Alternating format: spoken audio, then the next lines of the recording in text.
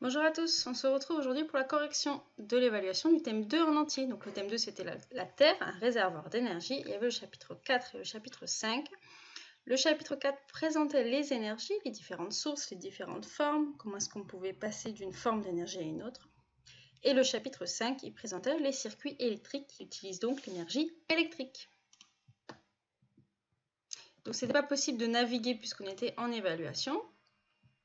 Partie 1, l'énergie, source et forme. Question 1, qu'est-ce que l'énergie? Il vous fallait juste retrouver la définition. Donc l'énergie permet de réaliser une action, par exemple de mettre en mouvement, d'éclairer ou de chauffer. L'énergie ne se voit pas, mais nous percevons les effets ou le résultat. Question 2, quels objets ont besoin d'énergie pour fonctionner? La lampe a besoin d'énergie électrique, le vélo il a besoin d'énergie mécanique, l'ordinateur électrique, les seaux à salade, il a besoin d'énergie musculaire. Il faut que vous tourniez les seaux à salade. Et le livre n'a pas besoin d'énergie pour fonctionner.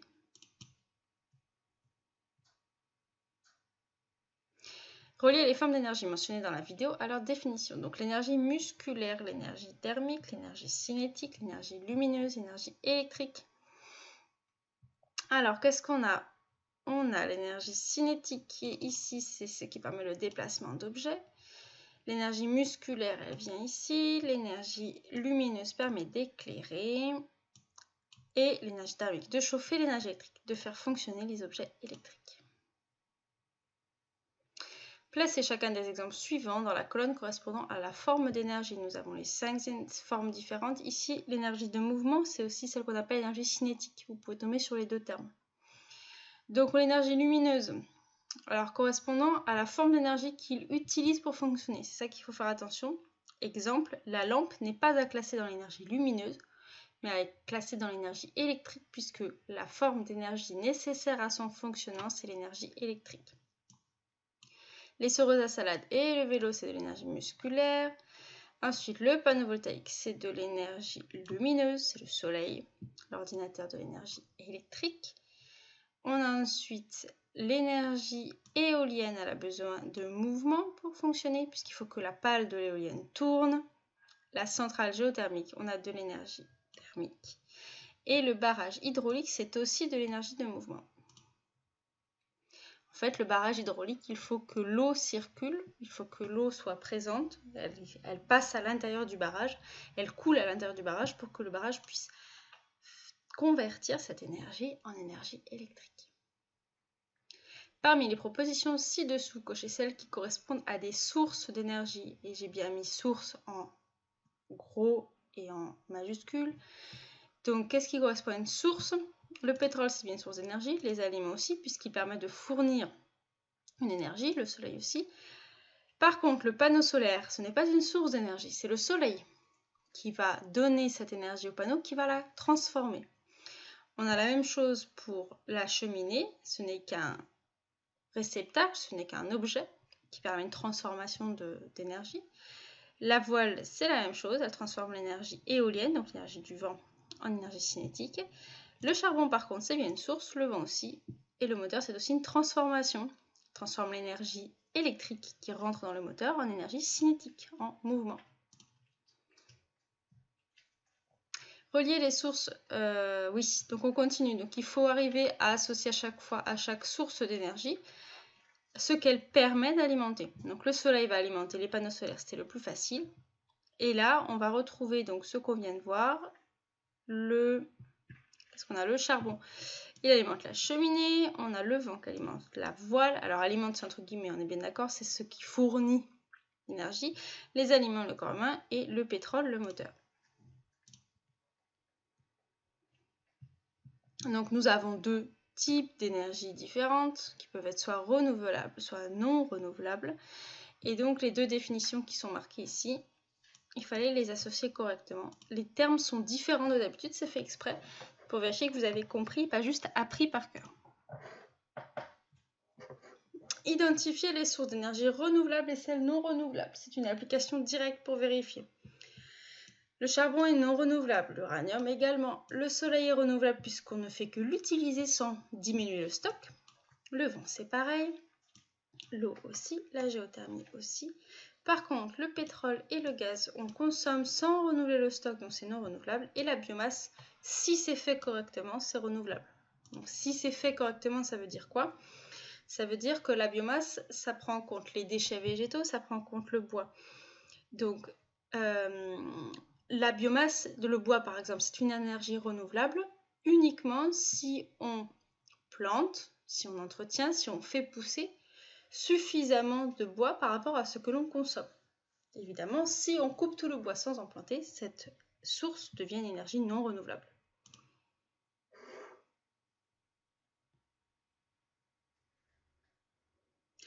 Laquelle de ces énergies pollue le plus la planète? Vous avez 4 possibilités: énergie solaire, énergie fossile. Donc fossile, ça sous-entend pétrole, gaz, charbon, tout ce qui est extrait de la terre. L'énergie éolienne et l'énergie hydraulique. Donc évidemment, ce qui pollue le plus la planète, c'est l'énergie fossile. Complétez le schéma de conversion d'énergie en positionnant les étiquettes dans l'emplacement approprié. Donc évidemment, cette fois-ci, je vous donne tout et c'est à vous de vous débrouiller. Par contre, le cas est simple.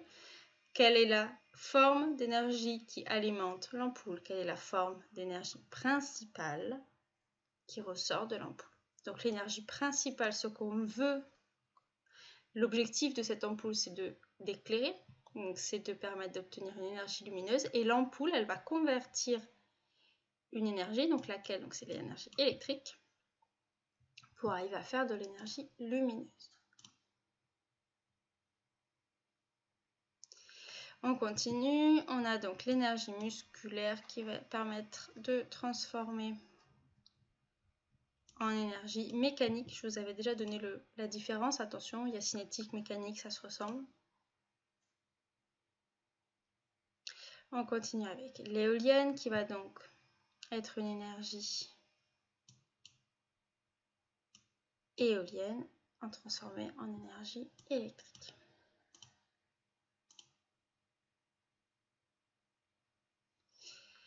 Ensuite, la cuisinière, donc, qui fonctionne au gaz ici, qui est marqué là d'ailleurs, c'est étrange. Non, énergie fossile, c'est bon, on a le gaz qui est là. Et qu'est-ce qu'elle donne comme énergie une fois que le gaz est utilisé? Qu'est-ce que ça transforme? Donc ça permet d'obtenir une énergie thermique qui permet d'augmenter la température de l'eau pour faire cuire les aliments, les pâtes, etc. Alors un bilan. L'énergie permet de réaliser une, toujours pareil, action. Par exemple, de mettre en mouvement, d'éclairer ou de chauffer. Il existe plusieurs formes d'énergie. C'est là il ne faut pas se tromper. Est-ce que c'est forme, est-ce que c'est source? Une source d'énergie contient de l'énergie qui peut être exploitée. Par exemple, le soleil, le pétrole, les aliments. Une source d'énergie fournit de l'énergie. Les sources d'énergie renouvelables, comme le... Vous avez deux possibilités ici. Qu'est-ce qu'on classe? Donc les sources d'énergie renouvelables, c'est le vent ici. Sont renouvelées suffisamment rapidement par la nature pour ne pas être épuisées. Bon, en l'occurrence, nous, comme on ne baisse pas le stock ne diminue jamais pour le vent. Les sources d'énergie non renouvelables, comme le pétrole, ne sont pas renouvelées assez rapidement et disparaissent au fur et à mesure qu'on les utilise. Alors, les voiliers de course doivent produire de l'énergie électrique pour faire fonctionner les ordinateurs de bord, le pilote automatique, dessaler l'eau de mer ou l'éclairage, etc., etc. Donc, comment est-ce que les voiliers, qui se retrouvent en autonomie dans la mer, peuvent obtenir cette énergie électrique? Et c'est là où on vous explique, on vous dit qu'il y a un groupe électrogène qui utilise du gasoil. On a aussi des panneaux solaires, des éoliennes ou des hydroliennes. Elle est marquée ici l'hydrolienne relevée, sous-entendu sortie de l'eau. Puisque hydro, eau, normalement vous aviez compris. Ces derniers sont constitués d'hélices plongées dans l'eau. Lorsque le bateau avance, l'hélice tourne son mouvement et est utilisée pour produire de l'énergie électrique. Alors là, ce qu'on devait faire, c'est compléter pour vérifier que vous aviez compris. Nous avons donc 4 parties différentes qui, ajoutées, permettent de produire toute l'énergie électrique dont a besoin le voilier pour fonctionner en autonomie. L'exemple qui vous est donné ici, c'est le vent. La source fournit une énergie de forme éolienne que l'objet éolienne transforme en énergie électrique. Là, on va faire pareil. On a le soleil qui fournit une énergie solaire qui, grâce aux panneaux solaires, se transforme en énergie électrique. Là, nous avons l'hydrolienne. Donc, c'est l'eau qui va fournir une énergie hydraulique, l'hydrolène, etc. Et ensuite, à la fin, on vous avait dit que le groupe électrogène fonctionne grâce au gasoil et de l'énergie fossile.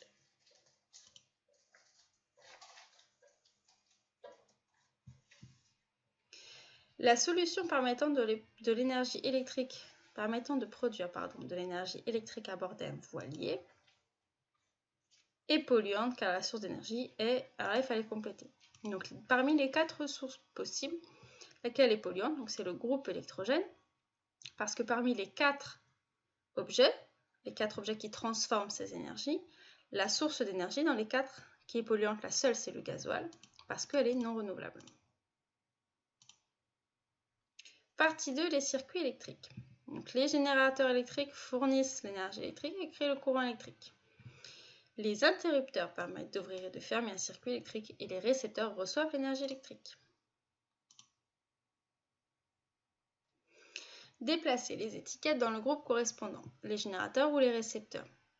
Donc les piles, les générateurs, les batteries vont fournir de l'énergie électrique. Les ordinateurs, les moteurs et les ampoules vont les utiliser pour fonctionner. Dans un circuit électrique, quand un courant circule, il y a transfert d'énergie électrique du générateur vers les récepteurs.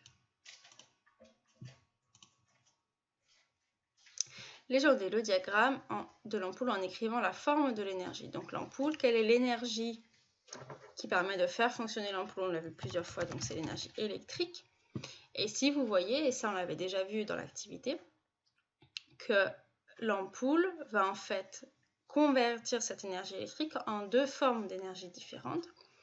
L'énergie utile, donc l'énergie principale, celle qu'on souhaite obtenir par l'ampoule, c'est donc de l'énergie lumineuse. Mais, et ça je vous l'avais dit, il existe aussi une autre énergie. Vous savez tous que quand on met en route une ampoule, elle chauffe, on ne peut plus la toucher au bout d'un moment. Donc on a aussi une partie de l'énergie électrique qui est transformée non pas en énergie lumineuse, mais en énergie thermique.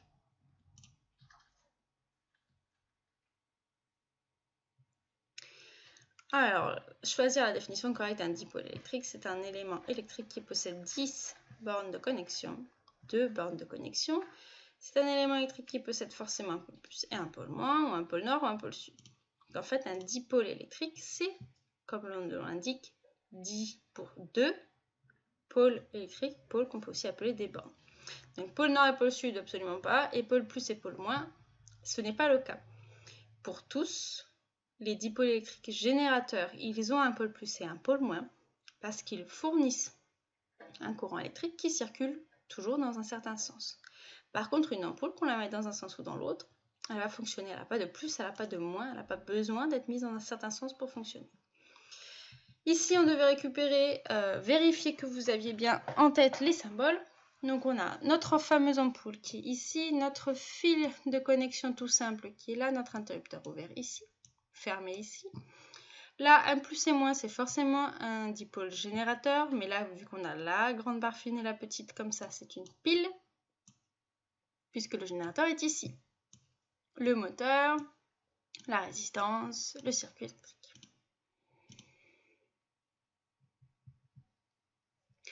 Alors, si jamais vous souhaitez schématiser le circuit de cette photographie, plusieurs schémas sont proposés ci-dessous. Il faut séparer les schémas corrects de ceux présentant des erreurs. Donc, si on souhaite schématiser ça, vous avez un générateur, un fil, une ampoule, un fil, une deuxième ampoule et un retour au générateur. C'est un circuit très simple. Quels sont les schémas sans faute et les schémas avec faute? Le schéma le plus simple, ce serait lui. Lui est aussi possible. En revanche, ces deux-là, ça ne fonctionne pas. Pourquoi? Ça ne fonctionne pas parce que celui-là, il représente un dessin en forme de trapèze.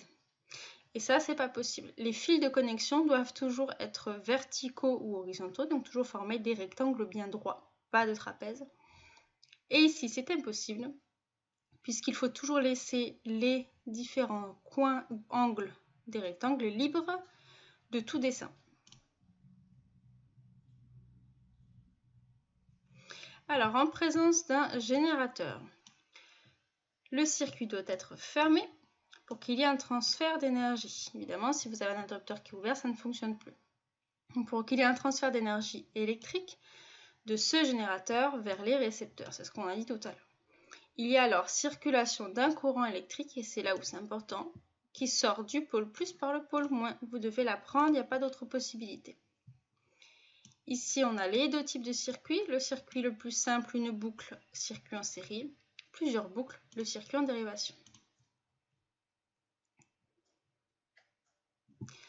Dans un circuit en dérivation, il y a un vocabulaire particulier. Ici, en noir, à l'intersection des différents fils, nous avons les nœuds. La branche qui contient le générateur est appelée branche principale. La branche, là où les branches qui vont contenir des dipôles mais ne pas contenir le générateur, ce sont les branches dérivées. 4 circuits sont schématisés ci-dessous.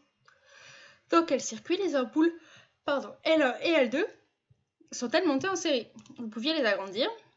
Donc L1 et L2 en série, ça veut dire que L1 et L2 doivent être dans la même boucle, ou autrement dit que si le courant électrique passe par l'une, il passe obligatoirement par l'autre pour retourner au générateur. Donc ici, ce n'est pas le cas.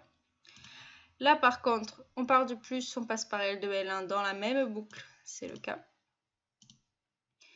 Ici, c'est le cas aussi puisque nous passons du plus L2 et L1 dans la même boucle. Et ensuite, le dernier, ici, ça ne fonctionne pas. Ce n'est pas dans la même boucle puisque c'est là où c'était important de connaître le vocabulaire du circuit en dérivation. L1 et L2 seraient en série s'ils étaient dans la même branche du circuit en dérivation. En l'occurrence, L1 est dans la branche principale du générateur, alors que L2 et L3 sont dans des branches dérivées. Pas la même branche, pas en série. Alors, dans quel circuit les ampoules L2 et L3 sont-elles montées en dérivation? L2, L3, L3 est directement branché à L2, on est bien en dérivation. Ici, ce n'est pas le cas. Ici, ce n'est pas le cas non plus, puisque L3 est branché en dérivation sur L1 plus L2. Être branché en dérivation sur quelque chose, donc L3 branché en dérivation sur L2, ça veut dire qu'L3 est directement branché à L2 sans prendre dans sa boucle L1. Donc celui-là, ça ne fonctionne pas, par contre celui-là, ça fonctionne. Un moteur convertit l'énergie électrique qu'il va recevoir pour le faire fonctionner en énergie mécanique. Un moteur, ça sert à faire bouger quelque chose. Les deux bornes du générateur, dont la borne plus et la borne moins, les dipôles sont associés en... Alors, est-ce qu'on est en série ou est-ce qu'on est en dérivation? Lorsque le circuit est constitué de plusieurs boucles, on est en dérivation. Une ampoule convertit l'énergie. Alors, qu'est-ce qu'elle convertit, l'ampoule? C'est toujours l'énergie électrique en énergie lumineuse. Pour qu'il y ait circulation d'un courant électrique dans un circuit, il faut un générateur. Pour un circuit en dérivation, lorsqu'un dipôle tombe en panne, les autres dipôles continuent ou peuvent continuer de fonctionner. D'accord? Quand c'est en dérivation, par exemple, tout à l'heure, on avait le générateur, l'ampoule L1 et l'ampoule L2. Si L2 tombe en panne, le L1 peut continuer à s'allumer puisque le courant peut aller du plus par le moins sans passer par l'ampoule qui ne fonctionne pas. À la maison, est-ce que les appareils sont branchés en série ou en dérivation? D'après vous, c'était quoi la réponse? C'était en dérivation. Vous comprendrez l'année prochaine pourquoi. Dans le circuit ci-dessous, le moteur tourne-t-il? Vous avez un moteur, vous avez un interrupteur et c'est tout. Donc, est-ce que le moteur peut tourner? Oui, non ou non. Le moteur ne peut pas tourner parce qu'il n'y a pas de générateur. Pas de générateur, pas de courant. Même question, vous avez ici un moteur, vous avez ici une pile. Oui, car il y a un générateur et les circuits fermés. Non, car il n'y a pas d'interrupteur. L'interrupteur n'est évidemment pas obligatoire pour qu'il y ait circulation du courant. Donc la réponse est oui. Est-ce que là, le moteur tourne? On a toujours notre moteur, on a toujours la pile, on a toujours l'interrupteur. Oui, car il y a un générateur et le circuit est fermé. Oui, car il y a un interrupteur et le circuit est ouvert. Non ou non. Donc le moteur ici, il tourne puisqu'on a un générateur qui permet de fournir du courant électrique. On a un interrupteur qui est fermé, donc on a bien possibilité pour le courant de partir du plus, de traverser l'interrupteur fermé, d'arriver jusqu'au moteur et de retourner au moins. Donc c'était la première réponse. Alors, on cherche à reconstituer le circuit d'alimentation d'une voiture électrique. Ce circuit comporte un moteur électrique. On va regarder. A priori, tous ils ont un moteur électrique. 2 phares avant, 2 phares arrière. Donc, ça veut dire a priori 4 ampoules. On va regarder, ils ont tous 4 ampoules. Maintenant, le circuit électrique doit respecter les contraintes suivantes. Le moteur doit pouvoir fonctionner même si les phares sont éteints. Donc, ça veut dire que même si jamais on met l'interrupteur ouvert sur la partie qui va permettre d'éteindre les phares, le moteur ne doit pas être touché par cette partie-là. Il doit pouvoir continuer de fonctionner. Ensuite, si un phare grille, tous les autres dipôles doivent fonctionner. Ça veut dire qu'ils ne peuvent pas a priori être montés en série, parce que si jamais il y en a un qui s'arrête et que tout s'arrête, on ne respecte pas les conditions. Les phares arrière et avant fonctionnent toujours simultanément. Donc ça veut dire que les 2 phares avant et les 2 phares arrière sont commandés par le même interrupteur. Alors, on revient à tout ça. Qu'est-ce qui se passe sur les 2 premiers qui sont ici? Les 2 premiers, les 4 ampoules sont en série. S'il y en a une qui grille, toutes elles s'éteignent, on ne respecte pas les conditions.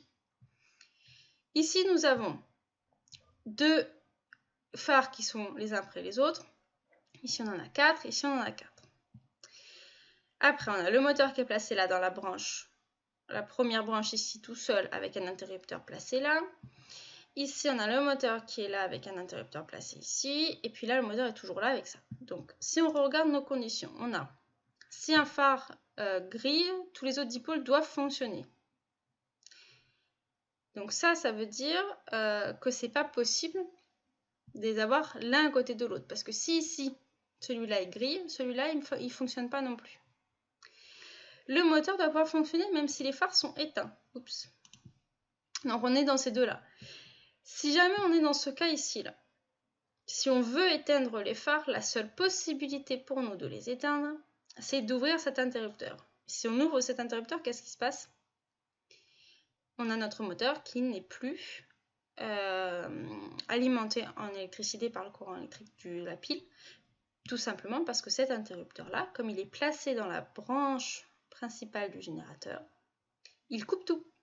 Donc finalement, la bonne réponse, c'était celle-ci. Alors pourquoi? Parce que regardez, si jamais on a envie de mettre le moteur en route, a priori la voiture est éteinte, les phares sont éteints, le moteur est éteint, les 2 interrupteurs sont ouverts.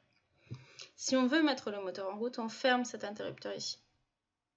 Le courant va circuler du plus vers le moins, il va alimenter le moteur va se mettre en route. Mais comme cet interrupteur est ouvert, si on va du plus ici, on s'arrête, donc aucun des phares n'est allumé. Ensuite, si on veut en plus du moteur allumer les phares, on n'a qu'à fermer cet interrupteur. Les ampoules seront alimentées en énergie électrique, donc elles vont fonctionner. Par contre, si on a une qui grille, le courant peut quand même circuler dans les autres boucles. Et donc, les dipôles continuent de fonctionner même si un des phares grille. Alors, cette fois, réalisons l'exercice inverse. Quel est le circuit dans le schéma le suivant? Donc, cette fois-ci, vous avez ce schéma qui est donné ici. Il faut trouver la bonne image. Donc, nous avons une pile, c'est le cas partout. Un interrupteur qui est relié directement à la pile. On a le cas ici, ici et ici. Donc, celui-là, là, il est faux. On a 2 ampoules, c'est le cas partout, qui sont reliées en dérivation. Vous voyez bien que cette ampoule-là, elle est branchée directement sur celle-ci. Donc là, on a faux. Ensuite, il faut regarder, on a l'interrupteur qui est du côté plus de la pile. Vous le voyez. Donc ça veut dire que c'est ce schéma qui est correct puisqu'on a bien le plus, on a notre interrupteur qui est relié à notre première ampoule qui revient au générateur et on a notre deuxième ampoule qui est reliée en dérivation sur cette ampoule-là.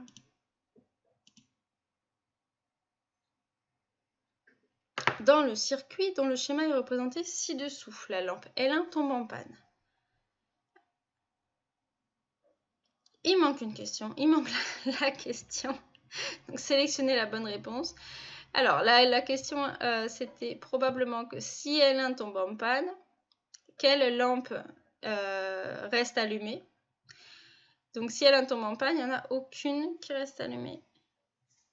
Donc quelle lampe va s'éteindre? J'imagine que la question c'était l'inverse. Si L1 tombe en panne, toutes tombent en panne. Donc c'était ça. Donc la question c'était laquelle va s'éteindre avec L1.